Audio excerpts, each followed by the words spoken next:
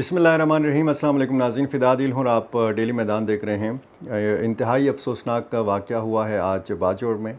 साबिक़ senator Hidayatullah इस हमले में एक हमला हुआ है, आईडी ब्लास्ट हुआ है।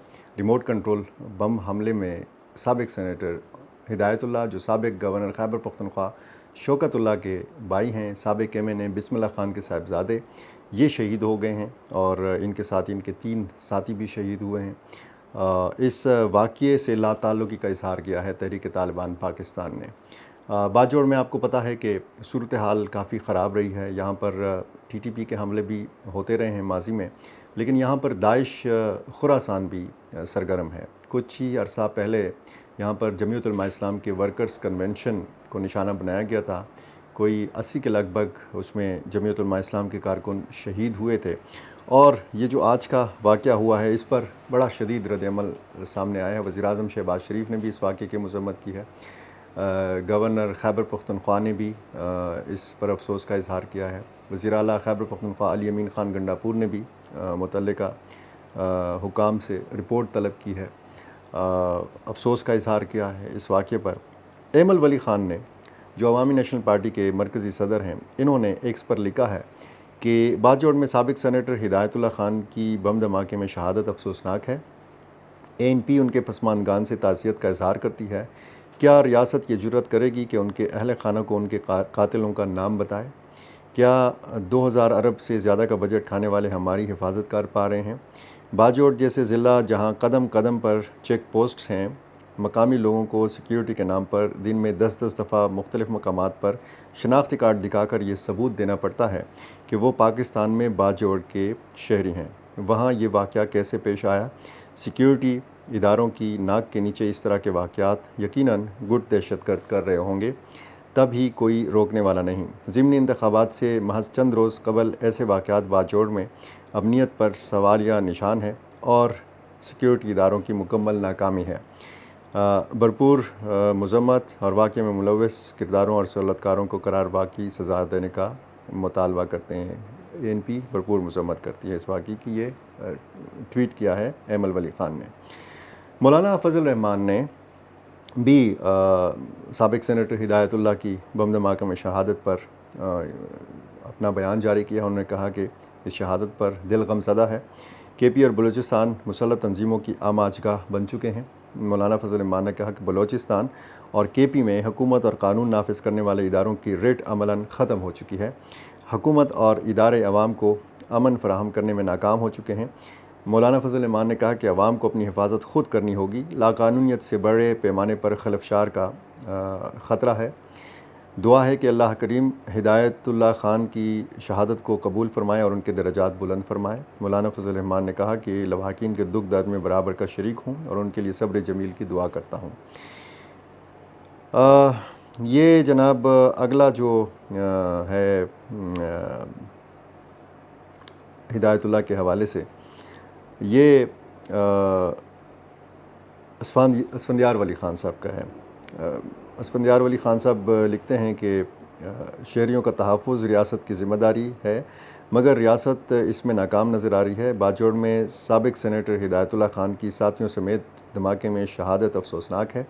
पख्तून सरज़मीन पर खूनरेज़ी का ये सिलसिला कब तक जारी रहेगा? इन वाक़यात में मुलव्वस लोग कहाँ से आते हैं और कहाँ गायब हो जाते हैं? इस तरह के वाक़यात में अपनों के खोने का गम ANP महसूस कर सकती है। अवामी नेशनल पार्टी इनके पसमानदगान और लवाहकीन से इज़हार यकजहती करती है। अल्लाह ताला हिदायतुल्लाह खान और उनके साथियों के दर्जात बुलंद फरमाए। ये असफंदियार वली ख़ान और साबिक़ सेनेटर मुश्ताक अहमद ख़ान, जो जमात इस्लामी से ताल्लुक़ रखते हैं, आपको पता है, बड़ा जानदार इनकी आवाज़ है। मुश्ताक अहमद ख़ान लिखते हैं कि मेरे दोस्त, मेरे साथी सेनेट में जिनके साथ मेरी 6 साला रफ़ाकत रही, शरीफुल नफ्स सुलझे हुए सियासतदान सेनेटर रिटायर्ड हिदायतुल्लाह खान की शहादत से शदीद सदमा हुआ है। अल्लाह ताला उनकी शहादत कबूल करे, पसमानदगान को सब्र दे। उनके ख़ानदान और बाजोड़ के अवाम से ताज़ियत करता हूँ और उनके दुख में बराबर का शरीक हूँ। ये वफाकी सूबाई हुकूमतों, सिक्योरिटी इंटेलिजेंस इदारों की मुकम्मल नाकामी है। उनको तवील अरसे से ख़तरात का सामना था, लेकिन उन्होंने अपने इलाके और अपने अवाम को नहीं छोड़ा। 11 तारीख़ को ज़िमनी इंतखाब होना है PK 22 पे, और यहाँ पर سابق سینیٹر ہدایت اللہ کے بھتیجے اور سابق گورنر شوکت اللہ کے صاحبزادے امیدوار ہیں۔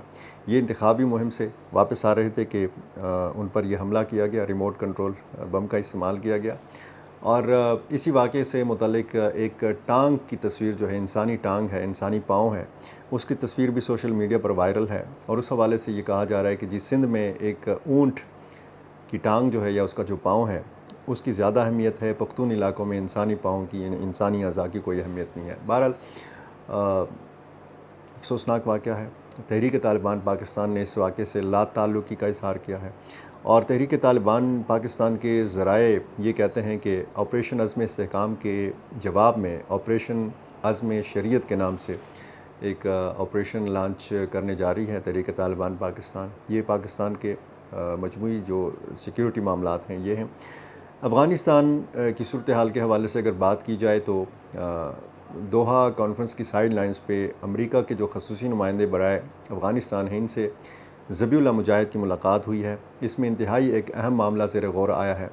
افغانستان میں 2 امریکی شہری قید ہیں، طالبان حکومت کی حراست میں ہیں، اور اس حوالے سے کافی عرصے سے رابطے ہو رہے ہیں امریکہ اور طالبان کے، لیکن یہ پہلی دفعہ ہے کہ کسی تیسرے ملک کے اندر براہ راست افغان کسی وزیر یا افغان نمائندے ذبیح اللہ مجاہد اور امریکہ کے خصوصی نمائندے کے مابین اس معاملے پر بات ہوئی ہے۔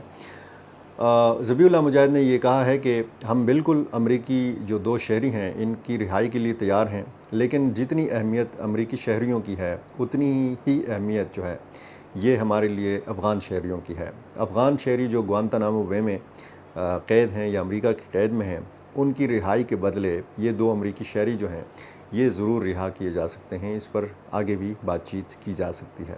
یہ امریکہ اور افغانستان کا معاملہ ہے، اور ظاہر ہے کہ آپ کو پتہ ہے کہ یہ 2 شہریوں کی جو رہائی ہے یہ موجودہ امریکی صدر کے لیے، ان کی انتخابی مہم کے لیے کس قدر اہمیت کا معاملہ ہے۔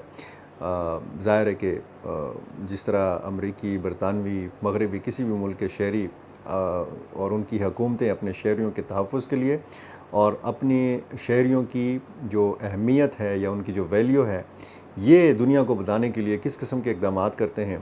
ہاں، پاکستان میں بھی ایسے واقعات ہوئے ہیں، ریمنڈ ڈیوس کا واقعہ آپ کے سامنے ہے، لیکن جو ہم جیسے ممالک ہیں ان کے شہریوں کے حوالے سے پھر ہماری حکومتیں اس طرح کا سٹینڈ نہیں لیتی۔ افغان حکومت نے یہ سٹینڈ لیا ہے، وہ کہتے ہیں کہ اگر امریکی حکومت کے نزدیک امریکی شہریوں کی اہمیت ہے تو ہمارے نزدیک ہمارے افغان شہریوں کی اہمیت ہے۔ بہرحال دیکھتے ہیں یہ معاملہ کہاں جا کے رکتا ہے۔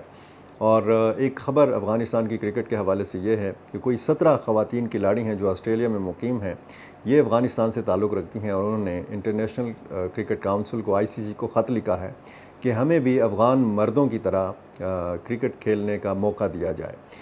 جو افغان پناہ گزین ہیں آسٹریلیا میں، ان کے لیے کوچنگ، ان کے لیے تربیت، ان کی معاونت، ان کی ٹریننگ، بہت سارے دوسرے معاملات میں ان کو سپورٹ کیا جائے تاکہ افغان خواتین بھی افغانستان کی نمائندگی کر سکیں، اور یہ افغان خواتین جو دوسری خواتین ہیں جو کرکٹ نہیں کھیلتی، عام خواتین کے لیے بھی ایک بہت حوصلہ افزا اقدام ہوگا۔ اور انہوں نے افسوس کا اظہار کیا ہے کہ افغانستان میں جو باقی معاملات ہیں، خواتین کی ملازمت ہے، لڑکیوں کی تعلیم ہے، کھیلوں پر پابندیاں ہیں، تو اس حوالے سے افغانستان کی حکومت نے پابندیاں لگا رکھی ہیں۔ اب اس خط کے رد عمل میں افغان حکومت کا کوئی رد عمل نہیں آیا، کوئی جواب نہیں آیا۔ کیا جواب آتا ہے؟ افغانستان کی جو مردوں کی کرکٹ ٹیم ہے اس نے حالیہ T20 ورلڈ کپ میں انتہائی اچھی کارکردگی کا مظاہرہ کیا ہے، سیمی فائنل تک وہ پہنچی، پھر ہار گئی، اور اس پر افغان طالبان نے بھی خوشی کا اظہار کیا۔ افغانستان کے عبوری وزیر خارجہ امیر خان متقی نے باقاعدہ ویڈیو کال کی راشد خان کو جو افغان کرکٹ ٹیم کے کپتان ہیں، اور انہوں نے مبارکباد دی، خوشی کا اظہار کیا، اور پورے افغانستان میں اس حوالے سے جشن منایا گیا۔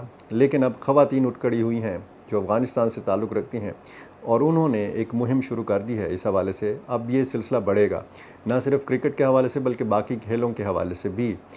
جو مختلف انٹرنیشنل ادارے ہیں، جو انٹرنیشنل فیڈریشنز ہیں، یا جو ICC جیسے فورمز ہیں، ان سے رابطہ کیا جائے گا۔ اب کیا افغانستان کی حکومت کا رد عمل آتا ہے، کیا جواب آتا ہے، آئی سی سی کا اس کا انتظار رہے گا۔ اور یہ بہت سارے معاملات تھے جو اس وقت خیبر پختونخوا کی سیکیورٹی سے متعلق تھے، افغانستان سے متعلق تھے۔ تو اسی طرح کی اپڈیٹس جاننے کے لیے اگر آپ نے ہمارا چینل ڈیلی میدان ابھی تک سبسکرائب نہیں کیا تو میری آپ سے گزارش ہے کہ یہ کر لیجئے اور بیل آئیکن دبانا مت بھولیے۔ بہت شکریہ۔